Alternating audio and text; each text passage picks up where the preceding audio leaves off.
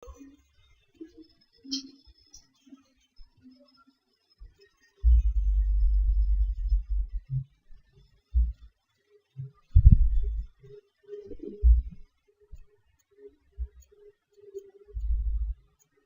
assalamualaikum warahmatullahi wabarakatuh.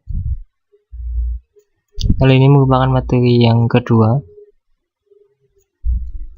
tentang basis data, yaitu yang berjudul Entity Relationship Model. Sebelumnya perkenalkan saya. Nama saya Muhammad Muka Farham dari kelas 2 di Madrasah. Pak Enggar Semar sebagai dosen pembimbing saya yang membantu dalam penyusunan tutorial ini. Langsung saja kita ke tujuan materi ini. Yang pertama yaitu agar dapat memahami konsep dasar AI model. Yang kedua memahami entity, atribut, entity set, dan key. Yang di atas primary key dan foreign key. Yang ketiga memahami relasi dan himpunan relasi. Yang keempat dapat memahami rasio kardinalitas one to one to many, dan many to many, dan participation constraint untuk di atas total dan partial. Yang terakhir yaitu dapat mengenal notasi ER diagram.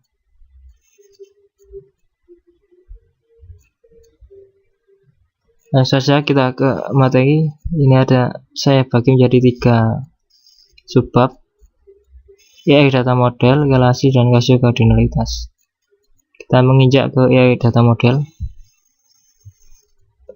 Pemodelan sistem dengan ER data model digunakan dalam pembuatan database.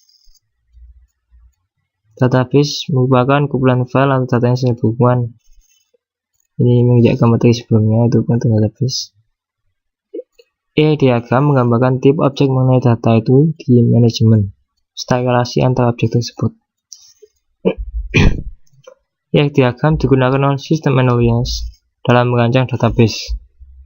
ER model dibuat berdasarkan persepsi atau pengamatan dunia nyata yang terdiri atas entitas dan relasi antara entitas tersebut.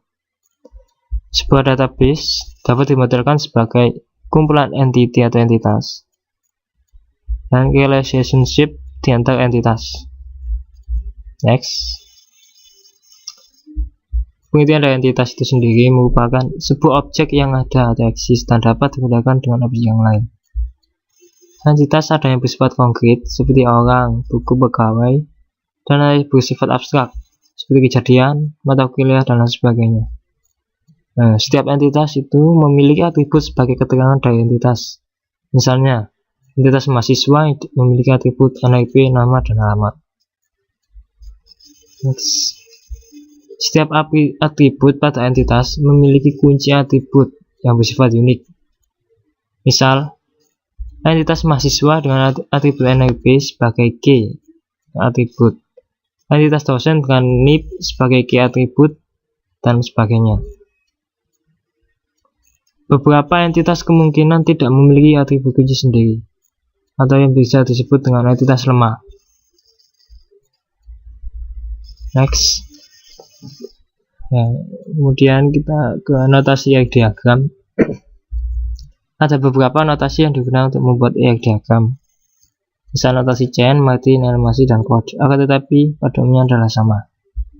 Perbedaannya adalah pada pemilihan simbol-simbol yang digunakan. Kali ini saya akan menggunakan notasi animasi karena lebih umum dan mudah dimengerti. Ini bukan simbol-simbol. Ya, ada entitas, ini entitas lemah, ini relasi, ini atributnya, ini key atributnya, ini multi value atribut, dan seterusnya. Anda bisa lihat sendiri di sini. Kita akan mengulasnya masing-masing pada selanjutnya materi ini. Next.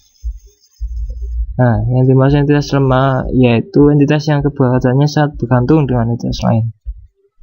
Dia tidak memiliki atribut sendiri. Entitas tempat bergantung disebut identifying owner atau owner. Entitas lemah tidak memiliki identifiernya sendiri. Atribut entitas lemah berperan sebagai partial identifier yang berfungsi secara sebagian. Contoh seperti ini.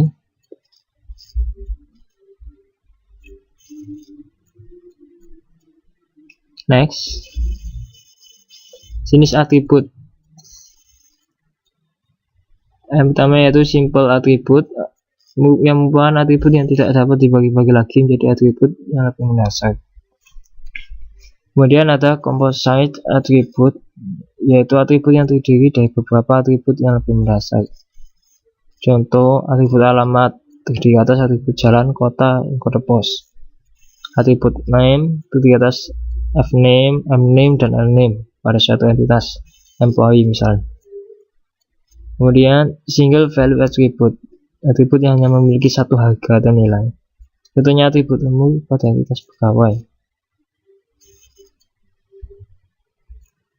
Kemudian atribut location pada entitas department.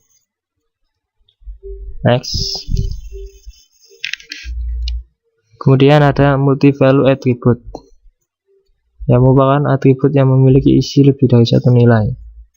Contohnya atribut pendidikan tinggi pada entitas pegawai dapat berisi lebih dari satu nilai, yaitu SMP, SMA, sarjana, dan sebagainya. Atribut hobi pada entitas mahasiswa yang bisa memiliki sepak bola, menyanyi, dan sebagainya, dan ini seterusnya. Kemudian ada null values attribute, yang merupakan atribut dari entitas yang tidak memiliki nilai. Contohnya atribut pendidikan tinggi untuk tamatan SMP. Next. Yang terakhir yaitu derived attribute, adalah atribut yang nilainya dapat diisi atau diturunkan dari perhitungan atau algoritma tertentu. Contohnya atribut umur dapat dihitung dari atribut tanggal lahir. Atribut lama kuliah dapat dihitung dari NRP yang merupakan kombinasi antara tiket tahun dan tiket yang lain. Seperti ini, 269 100, nanti kan bisa dihitung lama kuliahnya. Kemudian atribut indeks prestasi dapat dihitung dari nilai yang diperoleh mahasiswa. Ini contoh dari multi value attribute. Ini contoh dari derived attribute. Dan kita menginjak pada subbab berikutnya, yaitu tentang relasi atau relationship. Relasi merupakan hubungan antar entitas. Relasi dapat memiliki atribut di mana terjadi adanya transaksi yang menghasilkan suatu nilai tertentu. Ini seperti ini.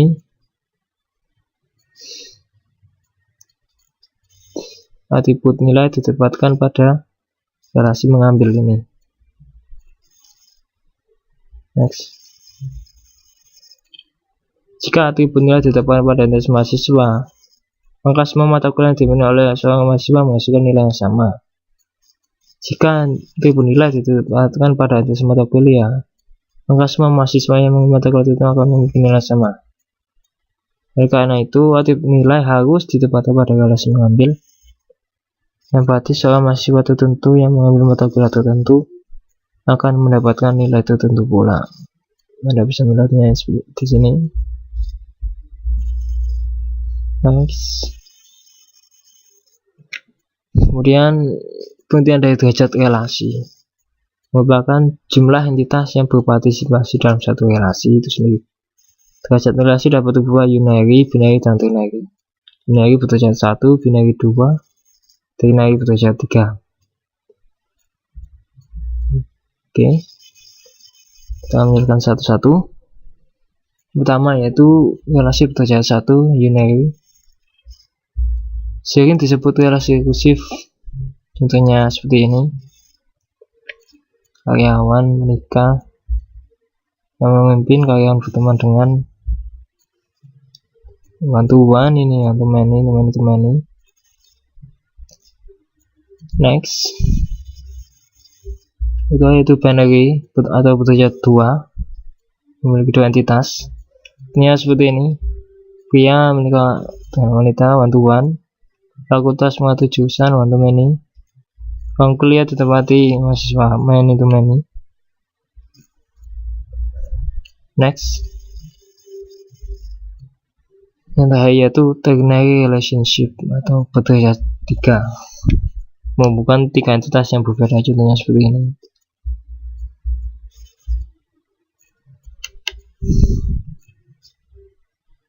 Oke.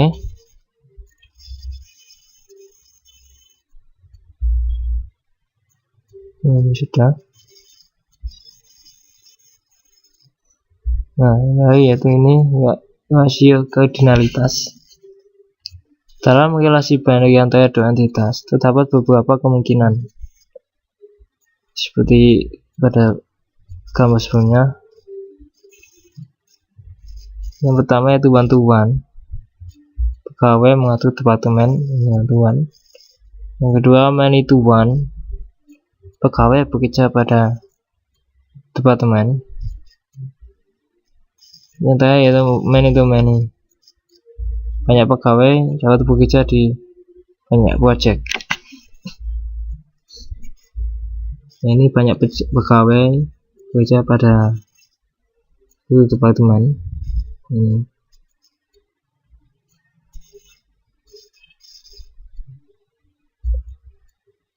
Demikian materinya.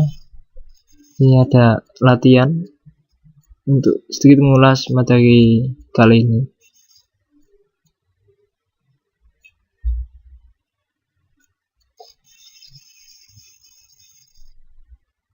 Entitas yang kebuatannya sangat bergantung dengan entitas lain disebut entitas. Ya, ini ke entitas ya. Kita cari di data model.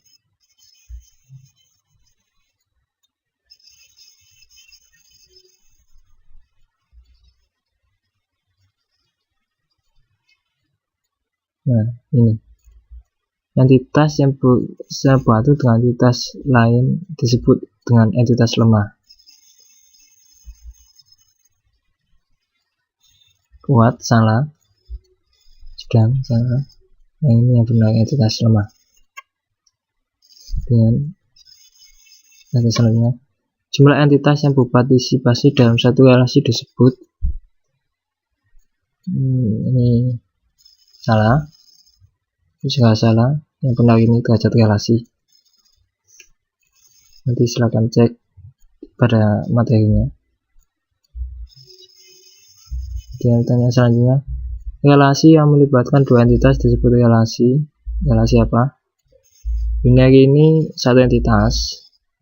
Materi ini tidak ada. Yang benar yang ini, yang binary. B mengartikan dua. Kalau U kan satu. Oke, demikian tutorial materi kedua ini. Semoga bermanfaat. Wassalamualaikum warahmatullahi wabarakatuh. Sampai jumpa ke materi selanjutnya.